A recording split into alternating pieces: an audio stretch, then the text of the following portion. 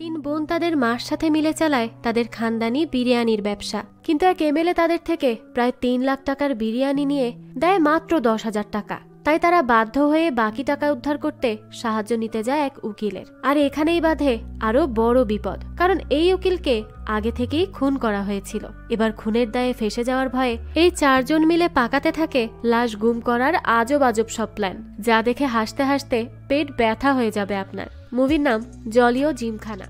শুরুতেই আমরা ভবানী নামের একটি মেয়েকে দেখতে পাই। সে কায়ালপাট্টি নামের জোসেফ চার্চে যায়। সেখানে গিয়ে সে একটা পিচ্চি ছেলেকে বলে সে ফাদারের সাথে দেখা করতে এসেছে, তাই সে যেন একটু ফাদারকে ডেকে দেয়। ছেলেটাও তখন ফাদারকে ডাকতে যায়। তো বেশ অনেকক্ষণ ডাকার পর ফাদার নিজের রুম থেকে বেরিয়ে আসে। সে ছেলেটাকে বলে সে এত ডাকাডাকি করছে কেন। বাচ্চা ছেলেটা জানায় একটা মেয়ে এসেছে নিজের প্রবলেমের ব্যাপারে তার সাথে কথা বলতে, তাই সে যেন একটু মেয়েটার সাথে কথা বলে নেয়। এইটা শুনে ফাদার তাকে বলে আমি নিজেই তো পাইলসের প্রবলেমের মধ্যে আছি, আমি আবার কিভাবে অন্য কারো প্রবলেমে সাহায্য করব, বুঝুন অবস্থা। সে বলতে থাকে আমারই তো আজকে ডাক্তারের সাহায্য দরকার, আর একটু পরেই তো আমার ডাক্তারের অ্যাপয়েন্টমেন্টও আছে। তো সে যখন এসব বলছিল তখনই দেখা যায় সেই মেয়েটা সেখানে চলে আসে। সে ফাদারকে বলে তার সমস্যাটা খুবই গুরুত্বপূর্ণ, এই সমস্যার কারণে সে ঠিকমতো ঘুমাতেও পারে না। ফাদার তখন বলে তুমি তো ঘুমাতে পারো না, আর আমি তো বসতেও পারি না। তখনই সেই বাচ্চা ছেলেটা ফাদারকে থামিয়ে বলতে থাকে এখানে যারা সাহায্যের জন্য আসে আমরা তাদের সাথে নিজেদের সমস্যা ডিসকাস করতে পারি না। সে আরো বলে বাইবেলে গড বলেছে ভয় পেও না, আমি তোমাদের সাথে আছি। ফাদার তখন সেই ছেলেটাকে বলে এই তোকে না কতবার মানা করেছি আমার পারমিশন ছাড়া বাইবেল পড়বি না, কিন্তু তুই তো আমার কোনো কথাই শুনিস না। এরপরই ফাদার ভবানীকে তার সমস্যার ব্যাপারে জিজ্ঞেস করে। ভবানী এবার নিজের লাইফের কাহিনী বলতে শুরু করে। সে জানায় যে মেঘনানাপুরাম নামের একটা শহর আছে যেটা তেনকাসি ডিস্ট্রিক্টে, সেখানেই সে থাকে। তারা মোট ৩ বোন, আর তাদের ৩ জনেরই ডিফারেন্ট ট্যালেন্ট আছে। তো ভবানী জানায় সে তার বোনেদের মধ্যে সবার বড়, আর সে যে কারো মিমিক্রি করতে পারত, এমনকি সে ঠোঁট না নাড়িয়েও কথা বলতে পারত। ফাদার তো একথা শুনে বেশ অবাক হয়ে যায়। সে তখন ভবানীকে থামিয়ে বলে তুমি তাহলে একজন মিমিক্রি আর্টিস্ট, তাহলে আমার মিমিক্রি করে দেখাও তো। ভবানী তখন ঠোঁট না নাড়িয়ে ফাদারের মিমিক্রি করে দেখায়। এটা দেখে ফাদার আর ওই পিচ্চি দুজনেই তো বেশ অবাক।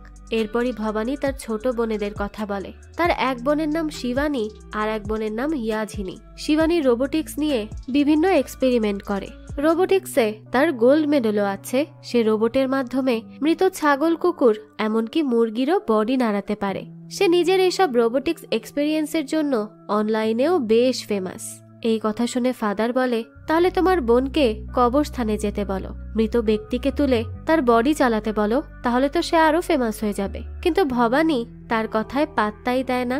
এরপর সে ইয়াঝিনীর কথা বলতে শুরু করে। ইয়াঝিনীর ট্যালেন্ট ছিল সে যে কারোর সিগনেচার একদম পারফেক্টলি কপি করতে পারত।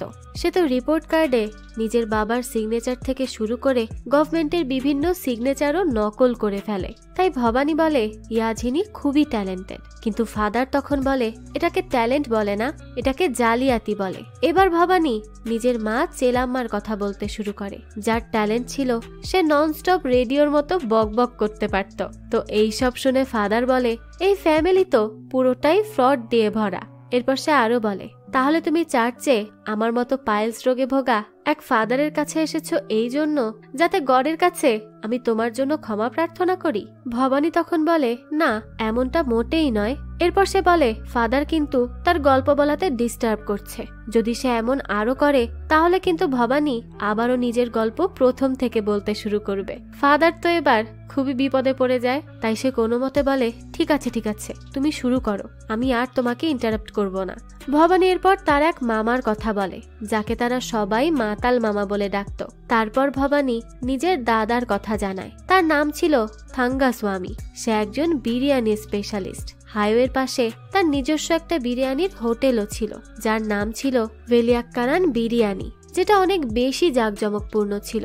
সবাই ভবানীর দাদার বিরিয়ানি অনেক বেশি পছন্দ করত, কিন্তু একটা সময় বাসের রুট চেঞ্জ করে দেয়া হয়। এতে তো ভবানীর দাদা তার অনেক ক্লায়েন্টদের হারিয়ে ফেলে, কারণ ওই রাস্তায় খুব কম মানুষই যাতায়াত করত। আর রাস্তা পরিবর্তন হওয়ার কারণে ভবানীর দাদার দোকানে ভিড়ও ধীরে ধীরে কমতে থাকে। একসময় মাছি ছাড়া সবাই তার দাদার দোকানে আসা বন্ধ করে দেয়। আর এই সব কারণেই ধীরে ধীরে ভবানীর দাদাকে নিজের হোটেলটা বিক্রি করে দিতে হয়। এরপরই সে অন্য লোকের হোটেলে ওয়েটারের কাজ করতে শুরু করে। এছাড়া তো আর কোনো উপায়ও ছিল না। তবে সেখানে অনেক সময় লোকেরা তার সাথে অনেক খারাপ ব্যবহার করত, যেটা ভবানী আর তার বোনেরা সহ্য করতে পারেনি। তাই তারা সিদ্ধান্ত নেয় তারা একটা নতুন হোটেল শুরু করবে। এরপরই তারা রকেট রবি নামের এক ব্যক্তির কাছে যায় তাদের জমি বন্ধক রাখতে। তবে তারা খুব ভালোভাবেই জানতো রকেট রবি নিজের ইন্টারেস্টের টাকা তোলার জন্য যে কোনো পর্যায় পর্যন্ত যেতে পারে। এত সবকিছু জানার পরেও তারা ওই রকেট রবির থেকে 15 লক্ষ টাকা নিয়ে নিজেদের একটা হোটেল শুরু করে। এরপর থেকেই তারা সবাই একসাথে নিজেদের হোটেলের প্রচারণা করতে শুরু করে।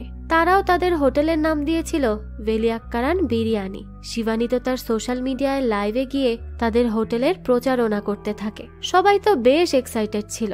এমনকি সে তো একটা রোবটও বানিয়ে নিয়েছিল তাদের হোটেলে কাজ করার জন্য, যাতে করে তাদের হোটেলটা আরো বেশি ফেমাস হয়ে যায় আর সব মানুষের কাছে এই হোটেলের নাম ছড়িয়ে পড়ে। তো এর কিছুদিন পরেই তেনকাশিতে ইলেকশনের প্রস্তুতি শুরু হয়। সেই ইলেকশনে আদাইকাল রাজ নামের এক ক্যান্ডিডেট জিতেও যায়। এরপর সেই আদাইকাল রাজের জিতের সাকসেস পার্টি সেলিব্রেট করতে তার দলের লোকেরা বিরিয়ানি অর্ডার করতে চায়। তাই তারা ভবানীর দাদার ওই বিরিয়ানির হোটেলে আসে, যেখানে তারা 2000 চিকেন বিরিয়ানি আর 2000 মাটন বিরিয়ানির অর্ডার দেয়। এটাই ছিল তাদের হোটেলের প্রথম বড় অর্ডার। এতে ভবানীর পরিবার তো খুবই খুশি হয়। তাদের তো খুশির ঠিকানাই ছিল না। এরপর তারা সবাই মিলে বেশ আনন্দের সাথে সব খাবার দাবারের ব্যবস্থা করে। এরপরে সেই সেলিব্রেশনের দিন চলে আসে। সবাই তো খুব মজা করে খাওয়া দাওয়া করে। সবাই তাদের খাবার অনেক বেশি পছন্দ করে। এমনকি শিবানী তার সেই রোবটকেও সেখানে কাজ করার জন্য নিয়ে এসেছিল। এতে তো সবাই আরো বেশি ইন্টারেস্ট পায়। তো সকলের খাওয়া দাওয়া শেষ হলে ভবানীর দাদা আদাইকাল রাজের দলের সেই লোককে পেমেন্টের ব্যাপারে জিজ্ঞেস করে। তখন সেই ব্যক্তি তাদের বলে তারা যেন এমএলএ আদাইকাল রাজের সাথে দেখা করে আর এই ব্যাপারে কথা বলে।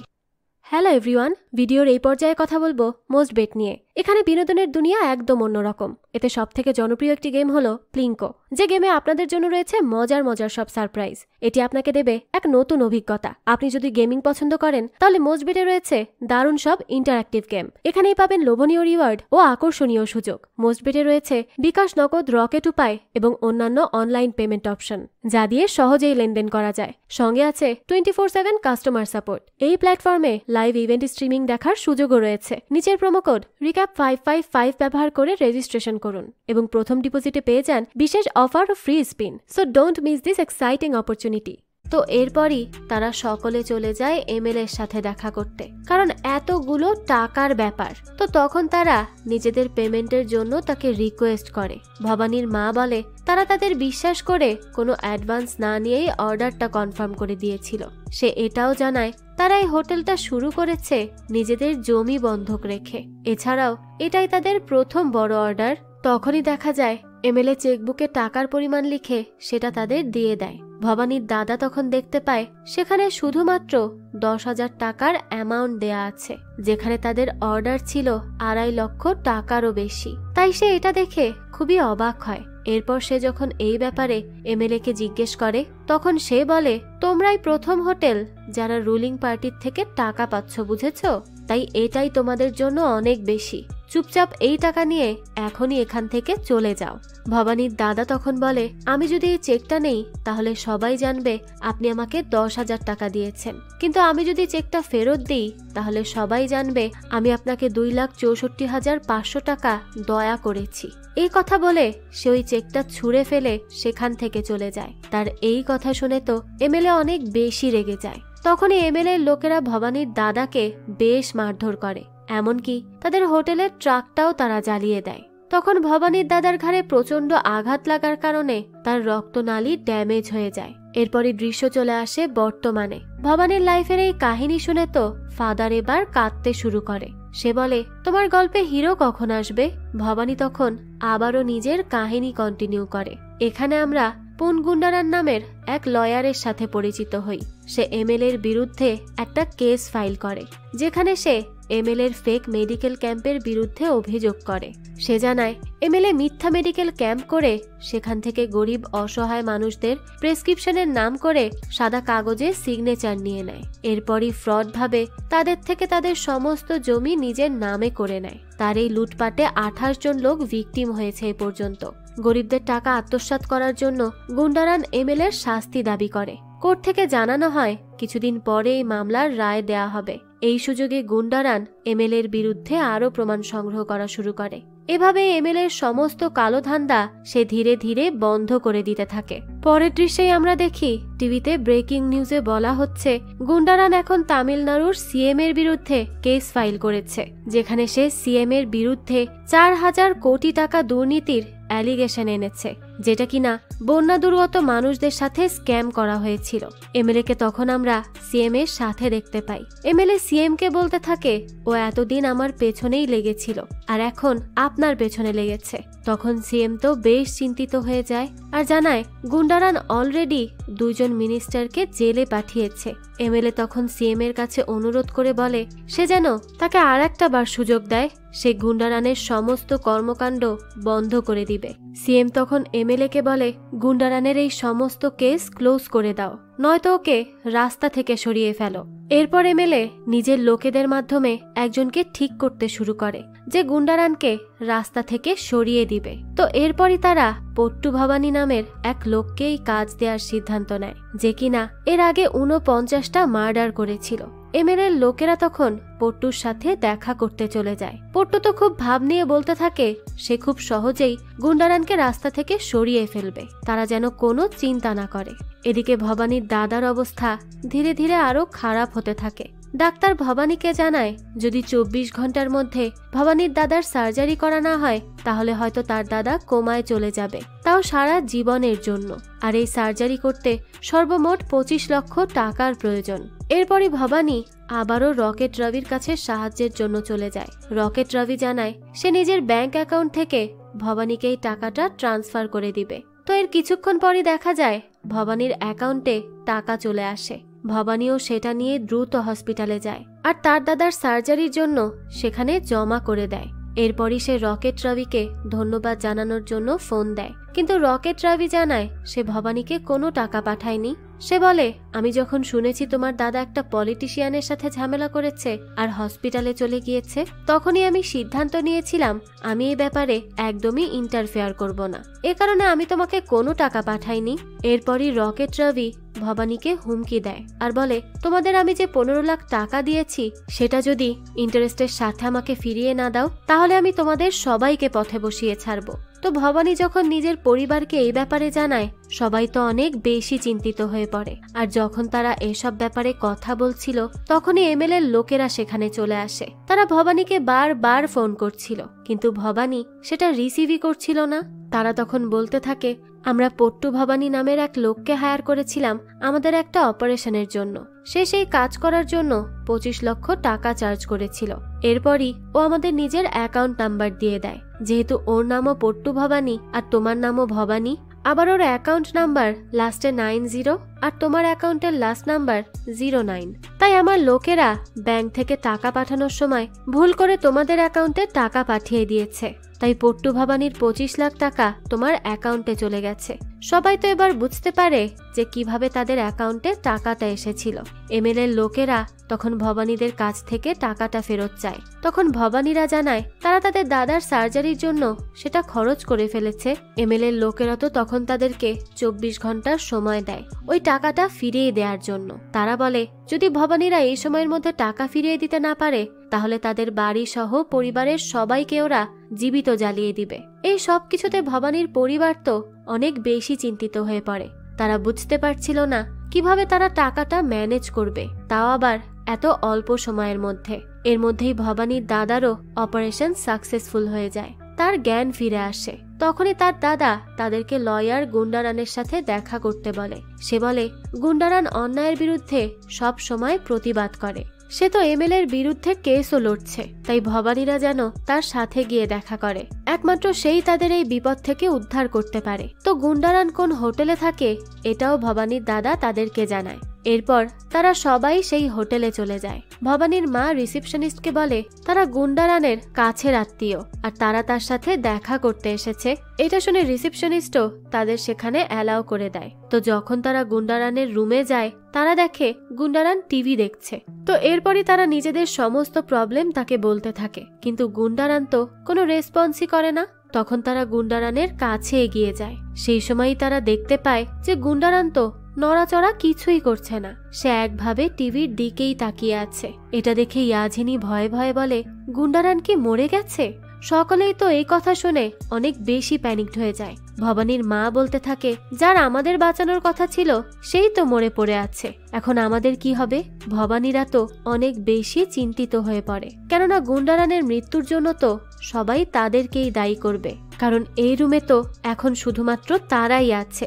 এর মধ্যে রুমের দরজায় কেউ একজন নক করে বসে। তারা দেখে এমএলএর দলের সেই 2 জন লোক এখানে এসেছে আর তাদের হাতে একটা ছুরিও আছে। তাই তারা তখন দরজা ওপেন না করে তাড়াতাড়ি গুন্ডারানকে বেডে শুইয়ে দিতে যায়, যাতে বাইরে থেকে কেউ এসে দেখে ভাবে গুন্ডারান ঘুমিয়ে আছে। কিন্তু তাদের এই কাণ্ড করার মাঝেই এমএলএর সেই 2 জন লোক ভেতরে চলে আসে, কারণ ডোর তো লক করা ছিল না। তারা তাদের এসব কাহিনী দেখে বেশ আনন্দিত হয়ে যায়। ভবানীরা বলতে থাকে, গুন্ডারান তো আগে থেকেই মরেছিল, তারা তাকে মারেনি। এমএলএর লোকেরা তো বেশ খুশি হয়ে বলতে থাকে, কিছু না করেও ভবানীরা খুব সহজেই ফেসে যাবে, কেননা সবখানেই তাদের ফিঙ্গারপ্রিন্ট আছে। এমনকি এখানে দেখে তো মনে হচ্ছে তারা গুন্ডারানের গলায় চাদর পেঁচিয়ে মারার চেষ্টা করছে। আর প্রমাণ হিসেবে তাদের অ্যাকাউন্টে তো 25 লক্ষ টাকাও চলে গিয়েছে। এটা দ্বারা যে কেউ ভেবে নিবে এই টাকার বিনিময়েই পুরো পরিবার গুন্ডারানকে মারতে চলে এসেছিল। এসব বলে তো তারা বেশ খুশি হয়ে সেখান থেকে চলে যায়। তারা চলে যাওয়ার কিছুক্ষণ পরেই একজন ওয়েটার সেখানে আসে। গুন্ডারান তাকে কিছু জিনিস আনতে দিয়েছিল, তো ভবানী গিয়ে কোনোভাবে তার থেকে সেই জিনিসগুলো নিয়ে নেয়। এর মধ্যেই রিসেপশন থেকে ইন্টারকমে একটা কল আসে। তাদের জানানো হয় 30 মিনিট পরে গুন্ডারানের এই হোটেল থেকে চেক আউটের সময় হয়ে যাবে, তাই এর মধ্যেই গুন্ডারানকে এখান থেকে বেরোতে হবে। ভবানীরা এই কথা শুনে আরো বেশি চিন্তিত হয়ে পড়ে। ভবানীর মা তো বলতে থাকে, চলো আমরা দ্রুত এখান থেকে চলে যাই। ভবানী তখন বলে, গুন্ডারানকে এই অবস্থায় দেখলে যে কেউ তাদেরকেই সন্দেহ করবে, কেননা তারাই সবশেষে গুন্ডারানের সাথে দেখা করতে এসেছিল। আর ভবানীর মা তো রিসেপশনিস্টকে এটাও বলেছিল যে আমরা গুন্ডারানের কাছের আত্মীয়। ভবানীর মা বলে, আমি কি জানতাম এই সব কিছু হবে? এসব জানলে তো এই কথা আমি কোনোদিনও বলতাম না। ভবানী তখন বলে, তুমি তো আমাদের হোটেলের কার্ডটাও ওদেরকে দিয়েছো, তাই এখন আমাদের পর্যন্ত পৌঁছানো কোনো ব্যাপারই না।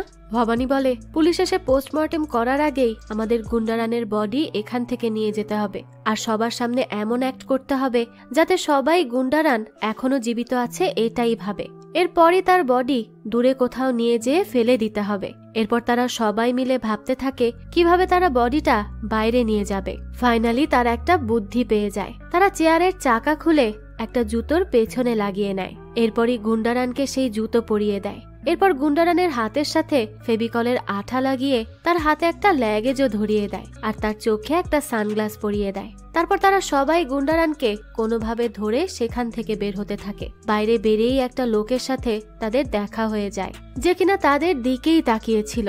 গুন্ডারানের বডি তখন ভবানীদের হাত থেকে ছুটে গিয়ে বারবার পড়ে যাচ্ছিল। তখনই তারা এই বিষয়টা কভার করার জন্য অদ্ভুত ডান্স করতে শুরু করে দেয়। এরপর কোনো রকমে গুন্ডারানকে নিয়ে সেখান থেকে চলে যেতে থাকে। কিন্তু এরপরেই আমরা দেখি যে লোকটা তাদের দিকে তাকিয়েছিল সে তো আসলেও অন্ধ ছিল। এরপরই তাদের সাথে ইন্স্যুরেন্স কোম্পানির এক লোকের দেখা হয়। সে আবার গুন্ডারানের ভক্তও ছিল। সে তো নিজের পলিসি নেওয়ার জন্য বিভিন্নভাবে তাদের কনভিন্স করার চেষ্টা করতে থাকে। ভবানীরা তখন কোনোভাবে তার থেকে বেঁচে সেখান থেকে পালিয়ে যায়। সেই হোটেলেই আবার এক স্থানে ওয়েডিং প্রোগ্রাম ছিল। ভুলবশত গুন্ডারানের বডি তাদের হাত থেকে ছুটে যায় আর গুন্ডারান তখন সেই প্রোগ্রামের মধ্যে চলে যায়। যেহেতু তার জুতোর নিচে চাকা লাগানো ছিল তাই সেখানে গুন্ডারানের জন্য সবকিছু ভাঙচুর হতে শুরু করে। অবস্থা তো বেশ বেগতিক হয়ে যায়। সবার মধ্যে তখন ঝগড়াঝাটি লেগে যায়। সে সময় এক ব্যক্তি তো গুন্ডারানকেই মারতে শুরু করে। ভবানীরা তখন কোনোভাবে এসে তাকে উদ্ধার করে।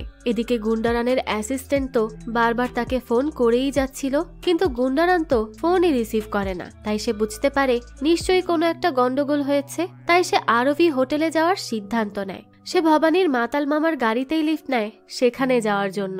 অন্যদিকে ভবানীরা অনেক কষ্টে গুন্ডারানের বডি সেখান থেকে বের করে আনে। হোটেল থেকে বের হওয়ার পরেই সেখানে আবারও পুলিশের সাথে তাদের দেখা হয়। সেই পুলিশ তাদের দেখেই চিনে ফেলে। আসলে সে ভেলিক্কারান বিরিয়ানি হোটেলের ডাই হার্ড ফ্যান ছিল। সে বলে এমএলএ তাদের ব্যবসা বন্ধ করে দিয়েছে, এই ব্যাপারে তারা জানে, তাই তারা ভবানীদের থাকার জন্য একটা ব্যবস্থা করে দিবে বলেও জানায়। ভবানীরা তখন ধন্যবাদ দিয়ে কোনো রকমে সেখান থেকে চলে যায়। অপরদিকে হোটেলে সেই মেয়েটাও তখন গুন্ডারানের খবর নিতে চলে আসে। রিসেপশনিস্ট তাকে জানায় কিছুক্ষণ আগেই তার পরিবার এসে তাকে নিয়ে চলে গেছে। মেয়েটা তো এই কথা শুনে খুবই অবাক হয়, কেননা গুন্ডারান তাকে জানিয়েছিল তার কোনো পরিবার নেই। সে বুঝতে পারে নিশ্চয়ই কোনো গন্ডগোল হয়েছে। এদিকে ভবানীরা মাতাল মামার গাড়িতেই গুন্ডারানকে নিয়ে সেখান থেকে পালাতে থাকে। সব কাহিনী শুনে মাতাল মামা তো অনেক বেশি অবাক হয়ে যায়। রাস্তায় তারা একটা দলের মিটিং দেখতে পায়। আসলে সেই লোকেরা সেখানে বসে সরকারের বিরুদ্ধে অনশন কর্মসূচি করছিল। তখনই ভবানীরা প্ল্যান করে তারা এই আলোচনা সভার মধ্যে গিয়ে গুন্ডারানের বডি রেখে আসবে। এরপর পরবর্তীতে কেউ যদি তাকে দেখে তাহলে চেক করতে এসে দেখবে সে মরে গেছে। এতে অন্য লোকদেরও ফিঙ্গারপ্রিন্ট তার বডিতে চলে আসবে, ফলে ভবানীরা আর ফেসে যাবে না। তো এরপরই তারা নিজেদের প্ল্যান মোতাবেক কাজ করতে শুরু করে। তারা ওই মিটিং এর মাঝখানে গুন্ডারানের বডি নিয়ে যায়। এরপরই তার হাতে একটা প্ল্যাকার্ডও দিয়ে দেয়। পরবর্তীতে সুযোগ বুঝে তাকে সেখানেই বসিয়ে রেখে চলে আসে। কিছুক্ষণ পরে পুলিশ সেখানে আসে। পুলিশ তো সেই মিটিং ভেঙে দেওয়ার জন্য সেখানে গ্যাসও নিক্ষেপ করে, এরপর পানিও নিক্ষেপ করে। সবাই সেখান থেকে পালিয়ে চলে যায়, শুধু গুন্ডারান একইভাবে সেখানে বসে থাকে। পুলিশ যখন এটা লক্ষ্য করে তখন ইন্সপেক্টর নিজের অ্যাসিস্ট্যান্টকে নিয়ে তার কাছে এগিয়ে যায়। ইন্সপেক্টর গুন্ডারানকে হুমকি দিয়ে বলতে থাকে, তুমি কি আমাকে দেখে ভয় পাও না? আমি আমার চোখ দিয়ে তোমাকে ভস্ম করে দিতে পারি। সে একথা বলার সাথে সাথেই গুন্ডারানের বডি সেখান থেকে হেলে পড়ে যেতে থাকে। অ্যাসিস্ট্যান্ট তখন বলতে থাকে, আপনার কথা শুনে তো লোকটা মরেই গেল।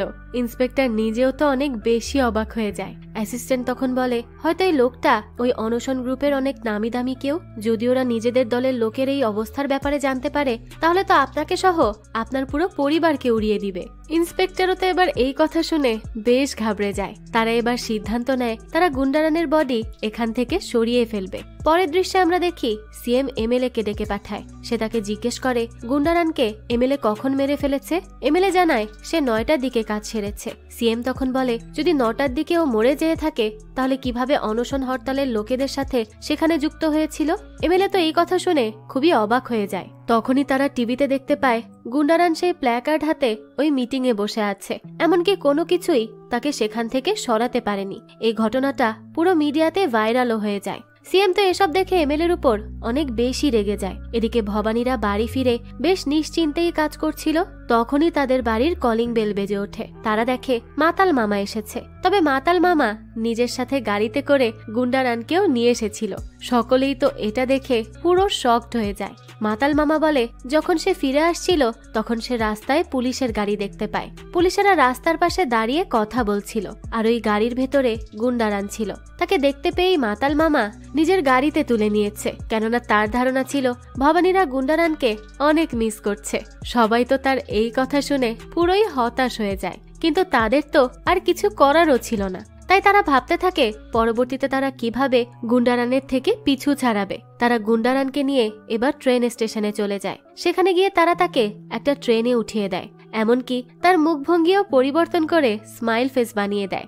যখনই তারা গুন্ডারানকে সেখানে রেখে চলে আসবে তখনই দেখা যায় সেখানে টিকিট মাস্টার চলে আসে। তখন সে বিরক্ত হয়ে ভবানীদের বলে, তারা যে ট্রেনে নিজেদের লোককে উঠিয়ে দিয়েছে সেই ট্রেন তো সার্ভিসিং এর জন্য এখানে দাঁড় করানো আছে, এটা কোথাও যাবে না। তারা কি ট্রেনের নাম টিকিট নাম্বার না দেখেই এখানে উঠিয়ে দিয়েছে নাকি? ভবানী তো মনে মনে তখন বলতে থাকে, আমরা তো কোনোভাবে শুধু এর পিছু ছাড়াতে চাইছিলাম। তো বাধ্য হয়ে আবারও গুন্ডারানকে তাদের নিজেদের সাথেই ফিরিয়ে আনতে হয়। অন্যদিকে এমএলএ পট্টু ভবানী থেকে শুরু করে নিজের বাকি লোকেদের অর্ডার দিয়ে বলে তারা গুন্ডারানকে যেখান থেকে পারে যেন ধরে নিয়ে আসে। এদিকে ভবানীরা তখন গুন্ডারানকে পাহাড় থেকে নিচে ফেলে দেওয়ার প্ল্যান করছিল। তো যখন তারা সবাই মিলে গুন্ডারানকে নিচে ফেলতে যাবে তখনই গুন্ডারানের ফোনে একটা কল আসে। সেটা রিসিভ করলেই দেখা যায় অপর পাশ থেকে কেউ গুন্ডারানকে 10 কোটি টাকা সংগ্রহ করে নিয়ে যেতে বলে। এই কথা শুনে তো ভবানীরা সবাই বেশ অবাক হয়ে যায়। তারা সিদ্ধান্ত নেয় তারা কোনোভাবে ফোনটা নিজেদের সাথে রাখবে, এরপর সেই 10 কোটি টাকা উদ্ধার করবে। তো এরপরই দেখা যায় শিবানী নিজের রোবোটিক্স পাওয়ার ব্যবহার করে গুন্ডারানের ডেড বডি চালু করে, এমনকি তার ভয়েসে একটা চিপও লাগিয়ে দেয় যাতে করে ভবানী মিমিক্রি করে তার ভয়েসে কথা বলতে পারে। এভাবে ভবানীরা নিজেদের সব প্রস্তুতি নিতে থাকে সেই 10 কোটি টাকা উদ্ধার করার জন্য। তো যখন তারা এসব প্রস্তুতি নিচ্ছিল তখনই সেখানে সেই রকেট রাভি চলে আসে তার ইন্টারেস্টের টাকার জন্য। সে যখন তাদের টাকার জন্য হুমকি দিচ্ছিল তখনই ভবানী গুন্ডারানের ভয়েসে তাদের সাথে কথা বলতে থাকে। যেহেতু সে ঠোঁট না নাড়িয়েও কথা বলতে পারত তাই সে পদ্ধতিটাই অবলম্বন করে। সবাই তো গুন্ডারানকে ভবানীর হাজবেন্ড ভাবে, তাই তারা তাদের ইন্টারেস্টের টাকা কালেক্ট করার সময় দিয়ে সেখান থেকে চলে যায়। অন্যদিকে সেই পুলিশ ইন্সপেক্টর কমিশনারকে গিয়ে অনশন হরতালের সমস্ত ঘটনা জানায়। প্রথমে তো কমিশনার ভেবেছিল হয়তো ইন্সপেক্টর গুন্ডারানের উপরে লাঠিচার্জ করেছিল, কিন্তু ইন্সপেক্টর তাকে সবকিছু খুলে বলে। সেই সাথে এটাও জানায় তারা গুন্ডারানের বডি দূরে কোথাও ফেলে দিতে গিয়েছিল, কিন্তু হঠাৎ করেই তার বডি গায়েব হয়ে গেছে। ততক্ষণে দেখা যায় সেই অনশন হরতাল করা সমস্ত লোকেরা সেখানে পৌঁছে যায়। তারা স্লোগান দিতে থাকে, আমাদের কাস্টের লোকেদের পুলিশ মেরে ফেলেছে। কমিশনার তখন বাধ্য হয়ে ইন্সপেক্টরকে 7 দিনের জন্য সাসপেন্ড করে আর তাকে 1 সপ্তাহের জন্য কোডা কানালে চলে যেতে বলে। অন্যদিকে ভবানীরাও গুন্ডারানের বডি নিয়ে কোডাই কানালে রওনা দিয়ে দেয় সেই 10 কোটি টাকা উদ্ধারের জন্য। রাস্তায় এমএলএ লোকেরা গুন্ডারানকে দেখতে পায়, যারা দ্রুত ভবানীদের গাড়ির পিছু করতে শুরু করে। মাতাল মামা তখন কোনোভাবে গাড়ি চালিয়ে তাদের নজর এড়িয়ে একটা জায়গায় চলে যায়। সে ভবানীদের বলে তারা যেন কোনো ক্যাব নিয়ে কোডাই কানালে চলে আসে। সে পরে নিজের গাড়ি নিয়ে সেখানে চলে আসবে, না হলে এমএলএ লোকেরা আবারও এই গাড়ির পিছু করতে থাকবে। ভবানীরা তখন গুন্ডারানকে নিয়ে কোডাই কানালের একটা বাসে উঠে যায়। এর মধ্যেই এমএলএ লোকেরাও মাতাল মামাকে ধরে ফেলে। তারা গুন্ডারানের কথা বারবার তাকে জিজ্ঞেস করতে থাকে, কিন্তু মাতাল মামা তো তাদের কোনো কথার জবাবই দিচ্ছিল না। তখনই তাদের দলের একজন সেই বাসে ভবানীকে নিয়ে গুন্ডারানদের চলে যেতে দেখতে পায়। সে দলের বাকি দুজনকে কথা বললে তারা খেয়াল করে তারা নিজেদের গাড়ির চাবিই তো হারিয়ে ফেলেছে। তাই তারা এবার একটা ট্রাক থামিয়ে সেখানে উঠে ভবানীদের পিছু করতে শুরু করে। এদিকে ভবানীরা অনেক কষ্টে সবকিছু ম্যানেজ করে গন্তব্যের দিকে যেতে থাকে। রাস্তায় এক জঙ্গলের পাশের চেকপোস্টেই তাদের বাস থামে। সেখানে আবার এক লোকাল মাফিয়া গ্যাং এক ব্যক্তিকে মার্ডার করার প্ল্যান করছিল। সেই লিডার ওই ব্যক্তিকে মেরেই ফেলে। আর যখন সে কাজ শেষে সামনে তাকায় সে দেখে বাসের জানালা দিয়ে গুন্ডারান এদিকেই তাকিয়ে আছে। তখন তো সে চিৎকার করে নিজের দলের লোককে বলতে থাকে যে ওই লোক আমাকে মার্ডার করতে দেখে নিয়েছে, আগে ওকে ধরতে হবে।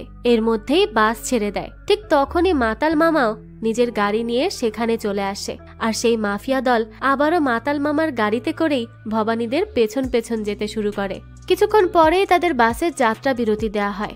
ভবানীরা যখন সেখানে নামে তখনই সেখানে কান্নিগা নামের সেই মেয়ের সাথে দেখা হয়। কান্নিগা ভবানীদের থামিয়ে বলে তার ফোনে চার্জ নেই, কিন্তু তাকে একটা জরুরি ফোন কল করতে হবে। ভবানীরা কি তাকে নিজেদের ফোন দিয়ে একটু সাহায্য করতে পারবে? ভবানী তখন নিজের ফোন তাকে দেয়। তখনই ভবানীর কাছে থাকা গুন্ডারানের ফোনে আবারও কল আসে। তখনই ভবানী বুঝতে পারে এটাই কান্নিগা, যে কিনা প্রায় গুন্ডারানকে ফোন করত। ভবানী তার মাকে তখন কোনোভাবে ম্যানেজ করতে বলে একটা সাইডে চলে যায়। সে গুন্ডারানের ভয়েসে এবার কথা বলতে থাকে। কান্নিগা তাকে বলতে থাকে গুন্ডারান কেন তাকে বলেছিল তার কোনো ফ্যামিলি নেই। ভবানী তখন কোনোভাবে তার কথা এড়িয়ে যায়। কান্নিগা তখন বলে সেই 10 কোটি টাকা যত দ্রুত সম্ভব আমাদের ব্যাংক থেকে তুলতে হবে। তো ভবানী যখন জানতে পারে কান্নিগাও এই টাকার ব্যাপারে জানে, সে তো বেশ চিন্তিত হয়ে পড়ে। কথা শেষে কান্নিগা যখন ফোন ফেরত দিয়ে সেখান থেকে চলে যায় তখনই ভবানী এসে তার মাকে সবকিছু জানায়। সেই সাথে এটাও বলে কান্নিগার কথা শুনে তার মনে হয়নি সে গুন্ডারানের গার্লফ্রেন্ড বা কোনো আত্মীয় হতে পারে, তবে তাদের এই 10 কোটি টাকা পাওয়ার রাস্তায় কান্নিগা বেশ বড় একটা ঝামেলা হতে পারে। অপরদিকে এমএলএর লোকেরা যেই গাড়িতেই উঠছিল সেই গাড়িরই টায়ার পাংচার হয়ে যাচ্ছিল, তাই তারা এবার গাধার পিঠে করেই রওনা দিয়ে দেয়। সেই পুলিশ ইন্সপেক্টরও তখন কোডাই কানালের উদ্দেশ্যেই যাচ্ছিল। সে তো নিজের পরিচয় লুকানোর জন্য তার বিখ্যাত মোচটাও কেটে ফেলে, কিন্তু দুঃখের বিষয় একটা লোক মোচ ছাড়াও তাকে চিনে ফেলে। কিন্তু সেই ইন্সপেক্টরের চেহারার এত বেশি প্রশংসা করে যে ইন্সপেক্টর তো অনেক বেশি খুশি হয়ে যায়। এমনকি একটা ছেলে তো তার পেছনের সাইড দেখেই তাকে চিনে ফেলেছিল। বেচারা তো এই সব কিছুতে একদমই হতাশ হয়ে যায়। এই সময় পট্টু ভবানীর সাথে তার দেখা হয়। তারা কেউই তো কাউকে চিনত না, তো ভুলবশত তাদের দুজনের ধাক্কা লেগে যায়। ইন্সপেক্টর তখন তাকে সরি জানিয়ে বলে আসলে তার মাথা ঠিক নেই, তো সে কোনো দোষ না করেও দোষী, আর এজন্যই তাকে এমন দৌড়াদৌড়ি করতে হচ্ছে। তখনই পট্টু ভবানী দুঃখ করে বলে আমার অবস্থাও আপনার মতোই, আমি দোষ করেও দোষী হতে পারছি না, কেউ আমার কথা বিশ্বাসই করছে না, আমি অপরাধ করেছি কিন্তু কেউ সেটা মানতেই যাচ্ছে না। ফ্ল্যাশব্যাকে আমরা দেখি পট্টু ভবানী গুন্ডারানকে মেরে তার সাথে হালকা ড্যান্সও করে এসেছিল, কিন্তু এখন তো কেউ তার এই কথা বিশ্বাসই করতে চাইছে না।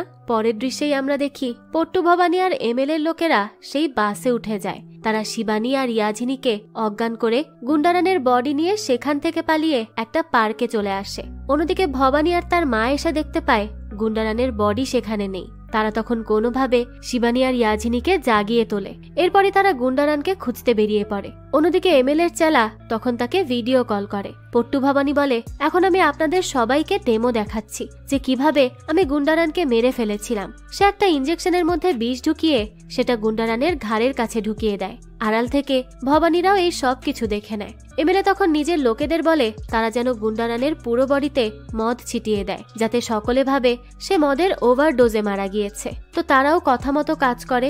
এরপরই সেখান থেকে চলে যায়। তখনই দূর থেকে ইন্সপেক্টর গুন্ডারানকে দেখতে পায়। সে তো ভাবে যে হয়তো গুন্ডারান পার্কের ঘোড়ায় বসে দোল খাচ্ছে, তাই সে দ্রুত কমিশনারকে ফোন করে এই ব্যাপারে জানায়। কমিশনার তো খুশি হয়ে বলতে থাকে এর মানে অনশন ধর্মঘটের সেই ব্যক্তি বেঁচে আছে, এটা তো আমাদের ডিপার্টমেন্টের জন্য খুবই সম্মানজনক একটা বিষয় হবে। তুমি যদি কোনোভাবে তাকে জীবিত এখানে আনতে পারো তাহলে আমাদের ডিপার্টমেন্ট অনেক নাম করবে। ইন্সপেক্টর তো বেশ খুশি হয়ে যায় আর নিজের অ্যাসিস্ট্যান্টকে নিয়ে গুন্ডারানের কাছে চলে যায়। সে আবারও আগের মতো ভাব নিয়ে তার সাথে কথা বলতে শুরু করে। সে গুন্ডারানকে একটা ধাক্কা মারার সাথে সাথেই দেখা যায় সে আবারও নিচে পড়ে যায়। তখন অ্যাসিস্ট্যান্ট ইন্সপেক্টরকে বলতে থাকে স্যার এ তো আবারও মরে গেল। বেচারা ইন্সপেক্টর তো বলতে থাকে আমি তো এবারেও কিছুই করলাম না। তো যখনই কমিশনার আবারও তাদের ফোন করে অ্যাসিস্ট্যান্ট তাকে বলে ইন্সপেক্টর স্যার আবারও এই লোককে মার্ডার করে ফেলেছে। কমিশনার তখন বলে একটা লোককে এতবার মেরে ফেলতেও কি বিরক্ত বোধ করছে না সে? এরপর সে ইন্সপেক্টরকে অনেক বকাবকি করে। এরপর তাকে বলে ইন্সপেক্টর যেন গুন্ডারানের বডি পুলিশ স্টেশনে নিয়ে আসে, তারা তার পোস্টমর্টেম করে মৃত্যুটা অ্যালকোহলের ওভারডোজ বলে চালিয়ে দিবে। ইন্সপেক্টর তো এই কথা শুনে বেশ খুশি হয়ে যায়। অন্যদিকে সেই মাফিয়া গ্যাংও সেখানে পৌঁছে যায়। যখন ইন্সপেক্টর কমিশনের সাথে কথা বলছিল সেই ফাঁকে সেই মাফিয়া গ্যাং গুন্ডারানকে নিয়ে সেখান থেকে চলে যায়। তারা তো গুন্ডারানের বডি বেঁধেও রাখে। লিডার তো তার পেটে ছুরি ঢুকাতেই যাবে তখনই ভবানীরা সেখানে চলে আসে। তারা কোনোভাবে সেই লিডারকে বলতে থাকে গুন্ডারান চোখে দেখতে পায় না, এমনকি সে নিজের কোনো বডি পার্টসও নাড়াতে পারে না, তার কঠিন একটা অসুখ আছে, তাই কিছু দেখার তার কোনো সুযোগই নেই। তো ভবানীদের বানানো এসব গল্প শুনে তো সেই মাফিয়া লিডার বেশ ইমোশনাল হয়ে পড়ে। এরপরে দৃশ্য চলে আসে বর্তমানে। ভবানী ফাদারকে বলে এত কাহিনী করার পর আমরা ফাইনালি কোডাইকানালে পৌঁছে গিয়েছিলাম। দৃশ্য আবারও আসে ফ্ল্যাশব্যাকে। তখন দেখা যায় কোডাইকানালে পৌঁছে যাতে তারা ধরা পড়ে না যায় তাই তারা শহরের একটু দূরে একটা গেস্ট হাউসে উঠে পড়ে। সেখানে তারা শিবানীর সমস্ত রোবোটিক্স পার্ট ফুল চার্জ দিয়ে নেয়। এরপর তারা মাতাল মামাকে ম্যানেজার বানিয়ে ভবানী তার সাথে কথা বলার প্র্যাকটিস করতে থাকে। তারা ভালোভাবে সব প্রস্তুতিও নিতে থাকে যাতে ব্যাংকে গিয়ে পরবর্তীতে কোনোভাবেই তারা ধরা না পড়ে যায়। তো এই সব প্রস্তুতি নিয়ে তারা ফাইনালি ইউবিসি ব্যাংকের উদ্দেশ্যে বেরিয়ে পড়ে। তারা ব্যাংকের চেকবুকে ইয়াজিনীর মাধ্যমে সিগনেচারও করে নিয়েছিল। ম্যানেজার যেহেতু আগে থেকেই গুন্ডারানকে চিনত তাই সে তো তার সাথে গল্প করতে শুরু করে।